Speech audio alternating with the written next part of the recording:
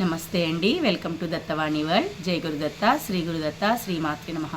గురుచరిత్ర 5వ అధ్యాయం ప్రారంభం. శ్రీ గణేశాయ నమః, శ్రీ సరస్వత్యై నమః, శ్రీ గురుభ్యో నమః. శ్రీపాద శ్రీవల్లభ శ్రీనృసింహ సరస్వతి దత్తాత్రేయ గురుభ్యో నమః. కృతే జనార్దనో దేవో త్రేతాయాం రఘునందనః, ద్వాపరే రామకృష్ణశ్చ కలౌ శ్రీపాదవల్లభః. నామధారకుడు భక్తితో సిద్ధయోగికి నమస్కరించి, మహానుభావ, భగవంతుడు కలియుగంలో 2 సార్లు అవతరించారని చెప్పారు కదా, వాటిని వివరించండి అని ప్రార్థించాడు. అప్పుడు సిద్ధయోగి, మంచిది నాయన, అవి వినడం వల్ల నీకు ఎంత ప్రయోజనమో చెప్పడం వల్ల నాకు అంతే ప్రయోజనము, కనుక చెప్తాను, శ్రద్ధగా విను. ఈ కలియుగంలో ఇప్పుడు మనం కూర్చున్న ప్రదేశానికి తూర్పు దిక్కున దూరంగా పవిత్ర గోదావరి సమీపంలో పిఠాపురం అనే గ్రామం ఉంది. కాకినాడకి 16 కిలోమీటర్ల దూరంలో ఉన్నది. పిఠాపురంలో అప్పలరాజు శర్మ, సుమతి అనే పుణ్యదంపతులు ఉండేవారు. వారు నియమనిష్టలతో వైదిక కర్మలన్నీ ఆచరిస్తూ దత్తాత్రేయ భక్తులే జీవిస్తూ ఉండేవారు. వారికి 2 పిల్లలు ఉండేవారు. పెద్దవాడు గ్రుడ్డివాడు, చిన్నవాడు కుంటివాడు. అంగవికలురైన పిల్లలకు సేవ చేస్తూ భక్తితో దత్తుణ్ణి పూజిస్తూ సత్కార్యములను చేస్తూ జీవిస్తూ ఉండేవారు. ఒకనాడు వారింట్లో శ్రాద్ధ కర్మ జరుగుతున్నది. యజమాని అయిన అప్పలరాజు శర్మ శ్రాద్ధ కలాపంలో నిమగ్నమై ఉన్నాడు. ఆ కాలంలో శ్రాద్ధ బ్రాహ్మణులు భోజనం చేసేంత వరకు ఎవరికీ భిక్ష వేయరాదని నియమం ఉన్నది. పరమ యోగీశ్వరుడైన దత్తాత్రేయుడు ఒక సన్యాసి వేషంలో వారి ఇంటి ముందు నిలిచి భవతీ భిక్షాందేహి అని కోరాడు. సుమతీదేవి ఆ వచ్చిన వారు పరమ యోగీశ్వరుడైన దత్తాత్రేయుడనే భావంతో భిక్ష ఇచ్చింది. శ్రాద్ధ కలాపంలో నిమగ్నమై ఉన్న భర్తకి ఈ సంగతి తెలియదు. నామధారక, ఆ యోగి పొంగవుడు తన నిజస్వరూపమైన దత్తదర్శనాన్ని అనుగ్రహించాడు. నామధారక, ఆనాటి స్వామిని చూడడానికి 1000 కళ్ళు చాలవు. కర్పూర కాంతి కలిగిన దేహంతో జడలు పులితోలు ధరించి దర్శనాన్ని ఇచ్చి శ్రీదత్తుడు ఆమెతో ఇలా చెప్పాడు.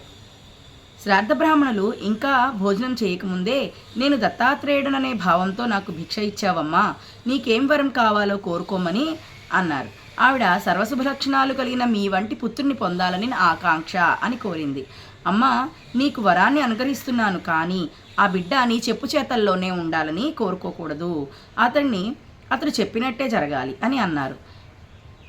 సుమతీదేవి దత్తప్రభువుతో, పుత్రుడు కలిగిన తర్వాత వాత్సల్యంతో వ్యామోహం ఉంటుంది కదా, అట్టి వ్యామోహాన్ని చేసేందుకు సమయానుకూలంగా బుద్ధిని ప్రసాదించు అని వేడుకున్నది.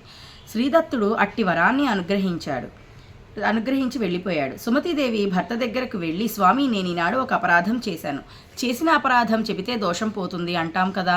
శ్రాద్ధ బ్రాహ్మణులు భోజనం చేయకముందే మధ్యాహ్న సమయంలో ఒక సన్యాసి భిక్షకు వచ్చి భిక్ష అడిగారు. వారు శ్రీ దత్తాత్రేయులనే భావంతో నేను భిక్ష ఇచ్చాను. తరువాత గుప్తంగా ఉన్న తన దత్తాత్రేయ స్వరూపమును నాకు దర్శనమిచ్చారు, నన్ను అనుగ్రహించారు. తనతో సమానమైన పుత్రుడు జన్మిస్తానని వరాన్ని కూడా ఇచ్చాడు అని చెప్పింది. అప్పలరాజు శర్మ, దేవి, నీవు చేసినది అపరాధం కాదు, దానివలన నీకే దోషము అంటుకోదు. పరమ కారుణ్యమూర్తి అయిన దత్తాత్రేయుడు తాము నిత్యము పూజిస్తున్న భక్తుల ఇండ్లకు మధ్యాహ్న వేళ భిక్షకుని రూపంలో వస్తారని శాస్త్రం చెబుతున్నది కదా. అయినా శ్రాద్ధ బ్రాహ్మణులకు వడ్డించే భోజనం విష్ణువు అనే భావంతోటే మనం వడ్డిస్తాం కదా. అట్టి సాక్షాత్తు విష్ణువే వచ్చి భిక్ష స్వీకరించాడంటే మన అదృష్టమే కదా అన్నాడు. వారిద్దరూ శ్రీదత్తుడు ఇచ్చిన దివ్య అనుగ్రహ దర్శనం వలన సంతృప్తి చెంది జీవించసాగారు. కొద్ది కాలంలోనే సుమతీదేవి గర్భమును ధరించి ఒక భాద్రపద శుద్ధ చతుర్దశి నాడు ఉదయమున శుభముహూర్తంలో కాలాతీతుడు, పుట్టుక లేనివాడు అయిన భగవంతునికి జన్మనిచ్చింది. జ్యోతిష్కులు శిశువు యొక్క జన్మలగ్నమును గణించి సాక్షాత్తు దత్తుడే వారింట వెలసినని సెలవిచ్చిరి. ఆ శిశువు యొక్క పాదాలలో శ్రీచక్రమును చూసి శ్రీపాదుడు అని నామకరణం చేశారు. శ్రీచక్ర శుక్లపక్ష చంద్రునిలాగా శ్రీగురుడు పెరిగి పెద్దవాడైనాడు. చిన్నతనంలోనే షట్శాస్త్ర నిపుణులు కూడా ఆయన వద్ద విద్యార్థులై కృతార్థులైనారు. ఇలా 16 సంవత్సరాలు వచ్చాయి. శ్రీపాదునికి తగిన కన్యను చూసి పెండ్లి చేయాలనే ఉద్దేశంతో తల్లిదండ్రులు వివాహ ప్రయత్నాలు ఆరంభించారు.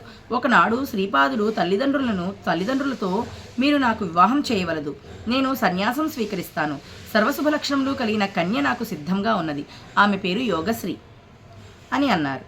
తల్లిదండ్రులు ఎంతో దుఃఖించి, నాయనా, నీవు భగవంతుడివే కావచ్చు, మా పూర్వజన్మ పుణ్యమును అనుసరించి నీవు మా గర్భమున జన్మించావు, కానీ మాకు ఉన్న పుత్రులలో ఒకడు కుంటివాడు, ఇంకొకడు గ్రుడ్డివాడు.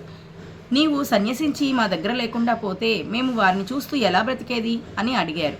అప్పుడు శ్రీపాదుడు తన అన్నలైన కుంటివాడిని గ్రుడ్డివాడిని దగ్గరకు తీసుకొచ్చి తమ అమృతతుల్యమైన అపూర్వమైన హస్తమును వారి నెత్తి యందు ఉంచాడు. మహానుభావుని హస్తస్పర్శ వలన కుంటివాడు గ్రుడ్డివారు గుడ్డివాడు సంపూర్ణ ఆరోగ్యవంతులై అద్భుత తేజస్సుతో ప్రకాశించసాగారు. ఈ అద్భుత సన్నివేశాన్ని చూసిన తల్లిదండ్రులకు శ్రీపాదుడు కేవలం తమ పుత్రుడని భావించి ఇంట కట్టి పెట్టుకోవడం కేవలం అవివేకమని అనిపించింది. అంతేకాక పుత్ర వ్యామోహం కూడా అంతరించింది.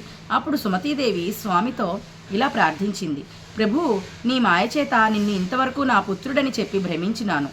అనంతకోటి బ్రహ్మాండాలన్నీ నీలో ఇమిడి ఉన్నాయి, నా భ్రాంతి తొలగించు అని ప్రార్థించింది. అంతా శ్రీపాదుడు తన సంపూర్ణమైన దత్తస్వరూపాన్ని మరొకసారికి తల్లికి దర్శనమిచ్చాడు.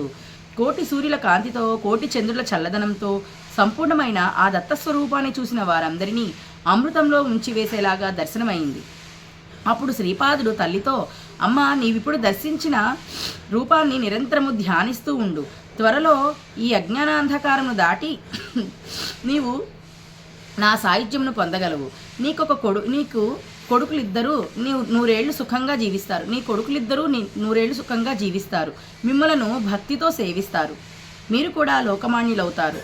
ఆ సోదరులిద్దరూ శ్రీపాదస్వామిని స్తుతిస్తూ ఉంటే మీరు తల్లిదండ్రులను ప్రత్యక్ష దైవాలుగా భావించి వారిని సేవించి తరించండి. నేను సన్యాసాన్ని స్వీకరించాలి అని వారితో చెప్పి తల్లిదండ్రులకు ముమ్మారు ప్రదక్షిణం చేసి సన్యాసాశ్రమాన్ని స్వీకరించి పాదచారి అయి ద్వారకా, కాశీ, బృందావనం మొదలగు పుణ్యక్షేత్రాలను దర్శిస్తూ బదరీ వెళ్ళి అటు తర్వాత గోకర్ణం చేరారు. ఇక్కడ మహాబలేశ్వరుని రూపంలో సాక్షాత్తు శంకరుడే నివసిస్తూ ఉంటాడు. ఈ లింగాన్ని ప్రతిష్ఠించిన వాడు గణేశుడు. ఈ క్షేత్రం సజ్జనులకు నెలవు. అందువలననే నేను ఈ క్షేత్రాన్ని భక్తులను ఉద్ధరించుట కొరకు శ్రీపాదస్వామి అక్కడకు వెళ్ళారు అని సిద్ధయోగి నామధారకుడితో చెప్పాడు. ఓం శ్రీ దత్తాయ గురవే నమః. ఓం శ్రీపాదస్వామినే నమః. ఓం శ్రీ నృసింహ సరస్వత్యై నమః. శ్రీపాద శ్రీవల్లభ శ్రీ నృసింహ సరస్వతి దత్తాత్రేయ గురుభ్యో నమః. 5వ అధ్యాయం సంపూర్ణం. జై గురుదత్త, శ్రీ గురుదత్త.